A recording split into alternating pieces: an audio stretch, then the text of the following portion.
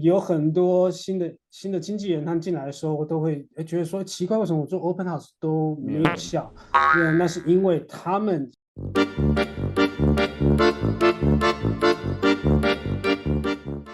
嘿，大家好，欢迎收看房产经纪工作室。那这是一个专门为华人房产经纪所设立的频道。如果你是对于房产经纪这一个行业有憧憬，或者是你现在已经是个经纪，然后想要精进自己的业绩的话，这个频道订阅下来是没有错的。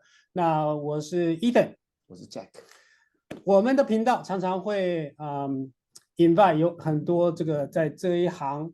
在每一个领域做了很好的 top agent。那今天我们要邀请到这个来宾呢，他是在 open house 这方面非常强的。那今天就让他跟大家分享他是怎么做 open house 的。那如果你是新经纪的话，要怎么样一步一步的去精进你做 open house 这方面的能力跟技巧？那就请 Jack 来介绍一下今天的嘉宾。其实就算是有经验的地产经纪，总是还是可以跟其他的地产经纪一起学习这样。因为其实我自己觉得 open house 做的还好而已，但是从他身上我学到了很多的，还好。对，那让我来介绍一下今天我们的来宾，他是我们大概这几年认识的一个好朋友，然后也非常非常专业。之前是我让他自己介绍好了。Tim。Welcome. Thank you so much for coming onto our show today. And can you quickly share with the audience a little bit about, introduce yourself and share with them about a little bit about your background, about like how you get into real estate. Well, fantastic. So, real brief, my name's Kim Ewing. I'm with the Prima Kim team here at eXp Realty. My background's car sales. I worked at a car dealership. One of my top agents or top salesmen there, his name's Prima.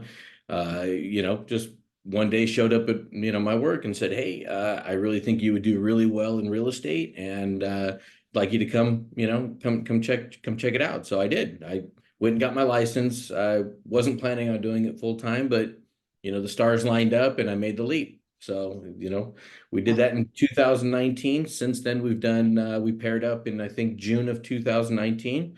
We've done over 200 transactions, in that time. So, we're having fun. So if you're having fun, it's because you're making money. That's amazing, because that's only about 4-ish years, 4 or 5 years. 200 homes. Yeah. Most agents, especially when they first start, it's very difficult for them to crack their first deal. And you guys kind of just blew up. Did you guys blow up in the first year, or you guys kind of? We did. So 2019, this is prior to the pandemic. So interest rates, even though they were low, there was still an abundance of homes. So in 2019, it was a little bit of a struggle. You host open houses, you might only get 1 or 2 buyers that walk in. The market wasn't as hot. But I took all the courses and training classes, and I sat through everything. And in the end, open houses is really kind of what sparked those first couple transactions. And I figured, there's a formula that works. Let's fine tune it, and let's see where it goes. And I was rookie of the year within 6 months. So I started at KW. Within 6 months, I was rookie of the year. So from June to December. I beat out agents that had been there been there all year long. And I think finished up with, between Prima and I think we finished up with 22 transactions in 6 months. And I'd say most of those leads and opportunities, we got them from open houses. And you were brand new. That's brand new, yeah. So, I think a lot of that had to do with my car sales experience. And really the big difference between, say, car sales and real estate was the pace at which we do things. In car sales, everything is done immediately. We're talking minutes, not hours, certainly not days. And we just kind of took that and we added it to this formula in real estate, and we really just kind of blew up. So happy to dive into that and share some of those those topics and what I'm talking about. Yeah, so it sounds like your vehicle is open house. Okay. Yeah, it's our vehicle. Well, that was certainly what got us. That's certainly what got us going. And then as we developed from open houses, we kind of implemented this idea that from every open house, we need to try and pull 3 transactions out of each open house. You know, Wow. we want to find a buyer, we want to find a listing, you know, that enhances the door knocking. And obviously we want to try and, if possible, sell the house that we're hosting the open house at, Yeah. whether it's my listing or not, you know. So we just kind of had that goal. We didn't always hit it, but if that's the mentality, then why not? And you know, what we do with those clients when we do get them from an open house, you know, what do we do with them and how fast do we move? So I'm happy to dive into that. I think the audience just cannot wait to hear what was it like in terms of like how you evolve your initial open house to right now your current open house. Can you share with the audience, like especially for somebody who is beginning their career, they want to start doing open house, and how should they start initially, and then we'll talk more about how can they have incremental growth on making it better. Fantastic. So for starters, you try and find a vacant property if you can. I think the biggest mistake agents make is that when they host open houses, they think they're only going to host an open house on the weekends, Saturday and Sunday, and they're only going to do it for, you know, from 12 to 3 or from 1 to 2. I needed to make a living. Hey, I'm doing this full time. There's no reason why we can't do a 10 to 5. So when you're new, you don't have a whole lot of money. You don't have a big budget. You don't have options. So, you know, you put out as many signs as you can. You might need to borrow a couple of signs. But what I would recommend is you find a vacant property. Generally, you know, it's easy to find a property that's vacant, and just so happens that the agent's from out of the area. So you call the agent, you ask them if you can host the open house. If he's from out of the area, you're doing them a favor, you know, and they're allowing you the opportunity to host an open house. Now, can we, hold on. Sorry for interrupting you. Two quick questions based on what you said, because I really want to help the audience. I think some of them may have these questions. How many signs should they put? And also, how should they talk to the agent that has the listing to, can we role play on that? Yeah. So first thing, let me talk about, you want as many signs as you can get. But if you're borrowing signs because you're new, as many as you can get. But generally somebody will loan you 4 or 5, 10 if possible. Ultimately, you want to scale up as many as you can. Now, it's when I say scale up, in the beginning, we had 5 to 10 signs. You know, I at one point was putting out 50 signs and swooper flags, and I have 50, right? And it turned into a competition between us and another agent in town. He finally decided to go with 100 every weekend. That, you know, and when you talk about you're going to blanket an area, there's no better way than to develop a consistent audience in your neighborhood at no cost, right? Now, the initial cost is, you can figure it's roughly $100 a sign. So to buy 5 signs, you're going to spend about $500. To get 100 signs, you're spending $10,000. So he's a seasoned agent. I worked my way up. We worked our way up so that we had, you know, at least 50 signs, and then you end up with multiple open houses. So, you know, then you end up using all those signs. So when you do a sign setup, and I'm going to answer your question in just a second, you know, I like to put the address and a QR code on each one of my open houses. So if you have multiple open houses, you know, then you'll have multiple addresses on each sign. So, but you want to start off with as many as you can get your hands on. So if it's only 5, if it's only 10, that's what you do. In my experience, when you source your clients, people that are walking through the door, you're going to have them sign in, whether you do it on an iPad, note, you know, title rep will give you a lot of free material. But when they sign in, one of the questions I like to ask is, folks, how did you hear about us? Did you see us online, you know, or did you see my sign? And you'll find out that 50% of your people walking in your door are coming from your open house signs.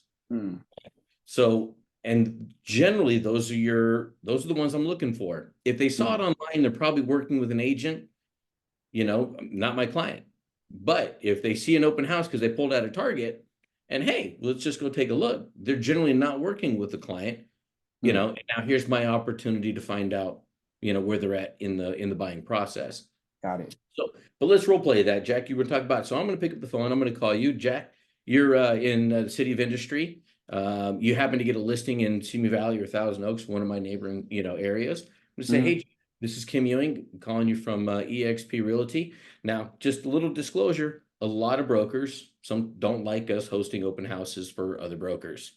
You still have to make a living. So you have to decide whether or not you're going to walk that ethical line, on whether or not you want to do it. I needed to make a living. I picked up the phone. I called. I hosted an open house.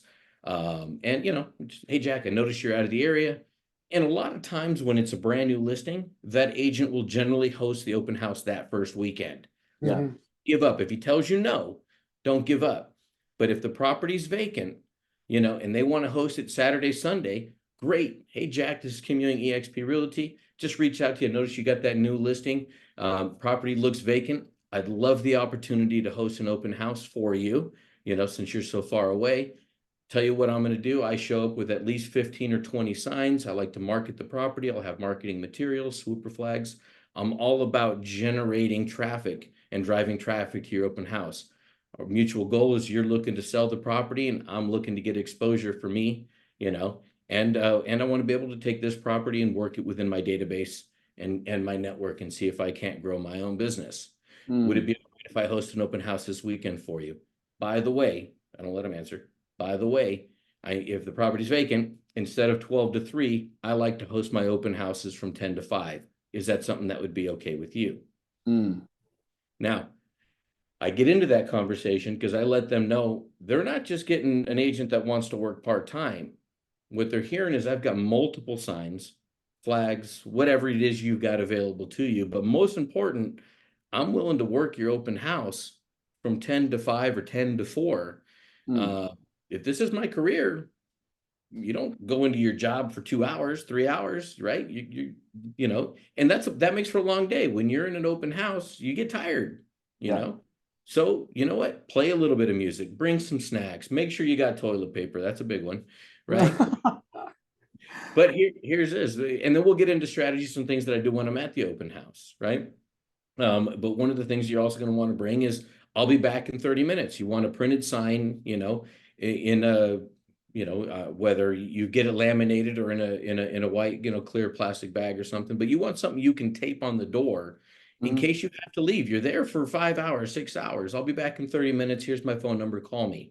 Right. And if there's a super there, if it's an agent, you can just give them the code and they'll get in, or they could use a super to get in. But if it's a buyer and they want to see it, they'll call you and you can schedule an appointment, but I like to, we'll get into that in a second, but. I like that you're calling the agent, providing value for them. And also I've heard that's also, you mentioned that you post something at the door. I know that's why sometimes agent partner up too. So you got like two agents together and one can go and one can stay, or one can go show property at the same time. Correct. And here's the thing, and I love having 2 or 3 agents. When we take on the listing, we'll run a coming soon for a week or 2. We'll go live the Wednesday before, and then we hold all appointments until 12 o'clock on open house day. That'll generally increase or add a huge audience. You start showing up, everybody's there, you see 10, 15 people outside. It creates a little bit of a buzz and it certainly increases the energy. But if it's not your open house, you don't have that control, or the house may be on the market for a couple of months, and you're hosting it on something that's not getting a lot of traction. I still don't mind it. Again, I'm looking for one buyer. I don't have to have 10 people walk through the door. It'll take that one person. I want to be able to convert them. And Kim, you mentioned hosting open house during weekdays. I mean, for Absolutely. for a lot of agents, they might be thinking, would that be wasting of my time? Because not likely many people will show up. They're at work. They're at work. Or maybe that's just a mental block. What do you say about that?